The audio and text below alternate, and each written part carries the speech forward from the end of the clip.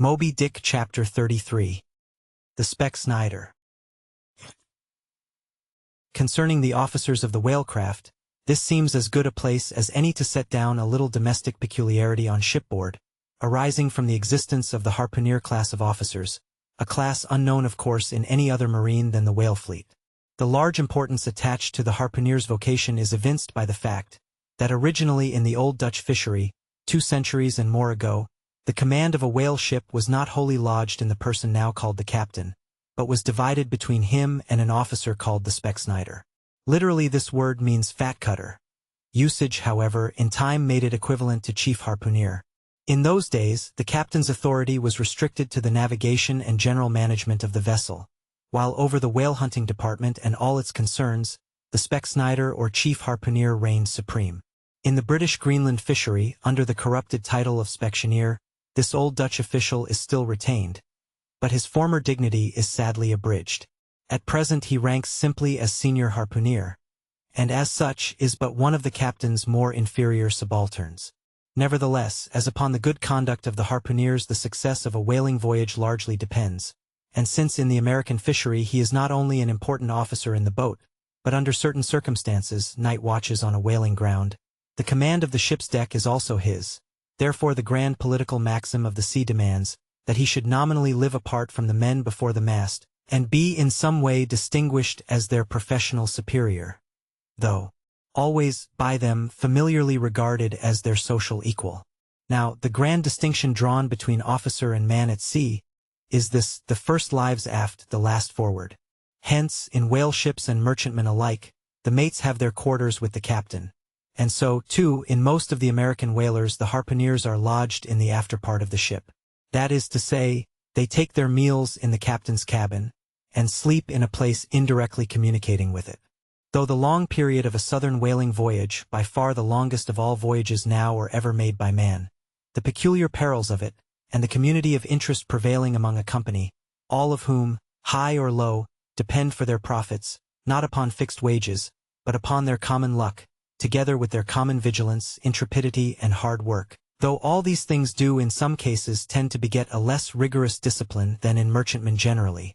Yet, never mind how.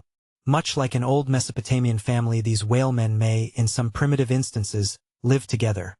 For all that, the punctilious externals, at least, of the quarterdeck are seldom materially relaxed, and in no instance done away. Indeed, many are the Nantucket ships in which you will see the skipper parading his quarterdeck with an elated grandeur not surpassed in any military navy.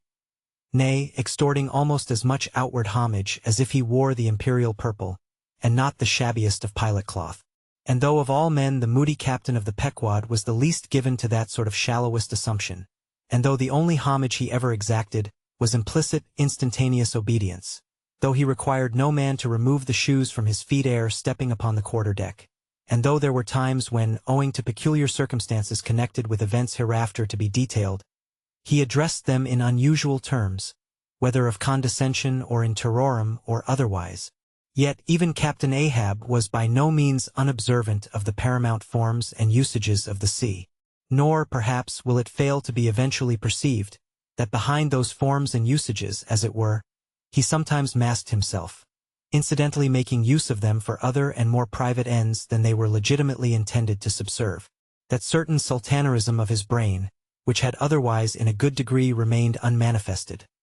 Through those forms that same sultanerism became incarnate in an irresistible dictatorship.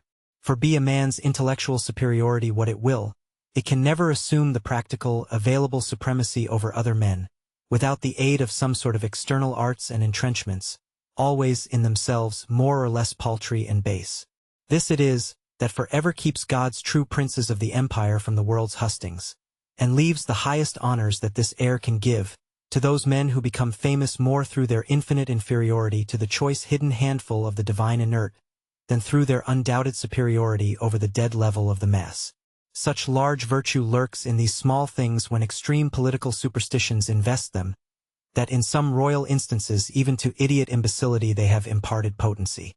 But when, as in the case of Nicholas the Tsar, the ringed crown of geographical empire encircles an imperial brain, then the plebeian herds crouch abased before the tremendous centralization. Nor will the tragic dramatist who would depict mortal indomitableness in its fullest sweep and direct swing ever forget a hint, incidentally so important in his art, as the one now alluded to. But Ahab, my captain, still moves before me in all his Nantucket grimness and shagginess. And in this episode touching emperors and kings, I must not conceal that I have only to do with a poor old whale hunter like him, and therefore all outward majestical trappings and housings are denied me.